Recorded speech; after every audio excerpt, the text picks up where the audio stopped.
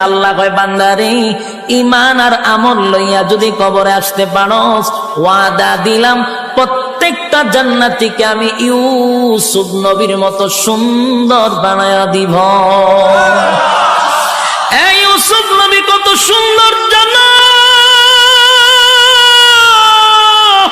ইউসুফ নবীর দিকে তাকাইয়া মিশরের মহিলারা আঙ্গুল কেটে কেটে কেটে জমিনে ফালায়া দিছেন ইউসুফ নবীর চেহারার দিকে চাইয়া।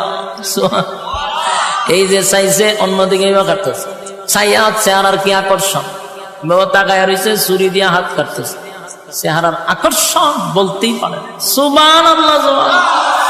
এমন সুন্দর চেহারা জান্নাতের ভিতরে প্রত্যেকটা জান্নাতীকে আমার আল্লাহ দিবে। তাহলে জান্নাতের ভিতরে প্রত্যেকের চেহারা থাকবে ইউসুফ নবীর মতো সুন্দর। আল্লাহ অর্ধেক পৃথিবীর সৌন্দর্য ইউসুফ নবীরে দিয়া দিছে। খুশি নি আপনারা? জান্নাতের ভিতরে আফসোস থাকবে না। দুনিয়া আফসোসের জায়গা, দুনিয়া আফসোসের জায়গা, দুনিয়া আফসোসের জায়গা, জান্নাত আফসোসের জায়গা না।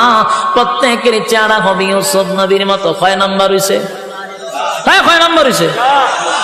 4 নাম্বার। 4 নাম্বার। 5 নাম্বার হলো কণ্ঠ। 5 নাম্বার কি? কণ্ঠ।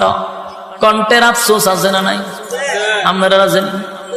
কণ্ঠের আফসোস আছে। কণ্ঠ না থাকলেও মাঝে মধ্যে কপালতা পায়। কথা ঠিক।